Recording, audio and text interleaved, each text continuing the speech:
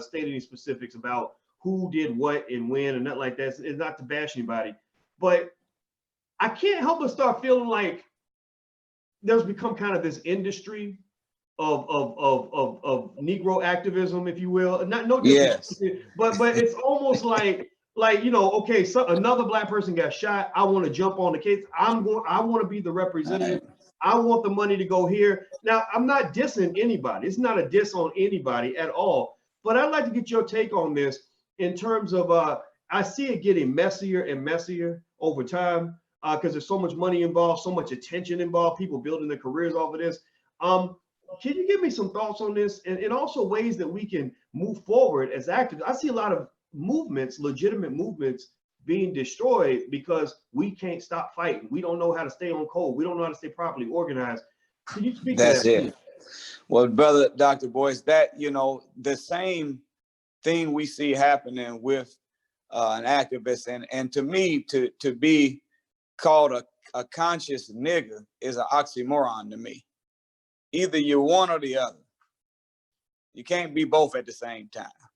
So to the same force that really produced those two books, Before You Say I Do and After You Say I Do, those books are the result of positive peer pressure.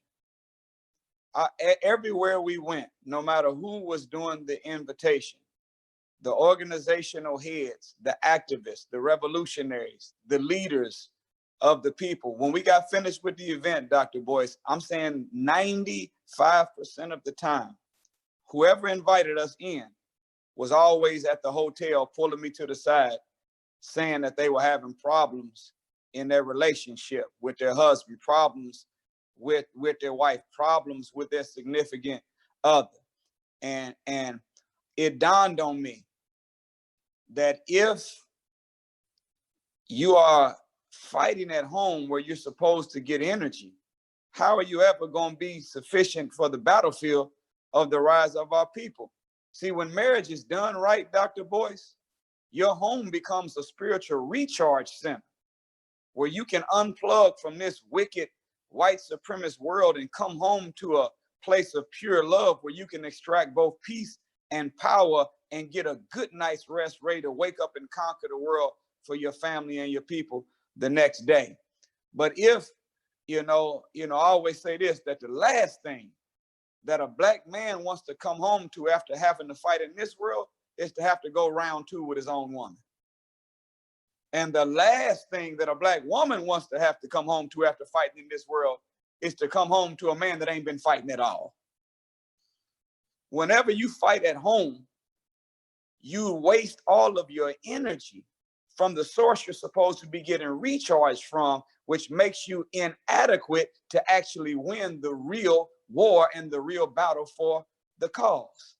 So I'm saying that to say, whenever you're an activist, whenever you're an organizer, whenever you are in leadership, you cannot afford to waste your energy fighting one another, which will make you inadequate to deal with your real enemy.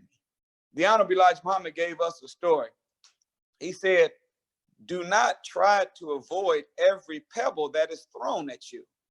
Because if you avoid every pebble that is thrown at you, you won't have the energy to move out of the way of the boulder when it shows up. Some of the little stuff that people say in the comments, some of the little things that people do to you that are in leadership, you have to be willing to take the little pebble. Because if you keep running around trying to dodge every little pebble that is thrown at you, you're going to be too tired to move out the way of the big boulder that the enemy has coming your way to crush you and your movement. So I would say for us, the language you use, on code. If you're going to be on code, you have to be willing to take a little bit of a few pebbles coming from your brothers and sisters that are the result of misunderstanding, so that you can be equipped to handle the boulder that the enemy's going to throw at you to crush you in your movement. You cannot afford to waste your energy fighting a comrade in the struggle that you're too tired to fight your big open enemy when the time comes. No nation has ever been able to win an exterior war while they're fighting a civil war at the same time. So anytime you see this happening, I know for sure that the Trump-minded white people that are in power are looking at us, laughing and giggling, and they are so happy to say, look at these Negroes wasting all their energy wrestling with one another and fighting one another. Keep it up, Negro, because I know that when I come, you're not even going to have the energy to move out the way of the boulder I got coming to crush you and your movement.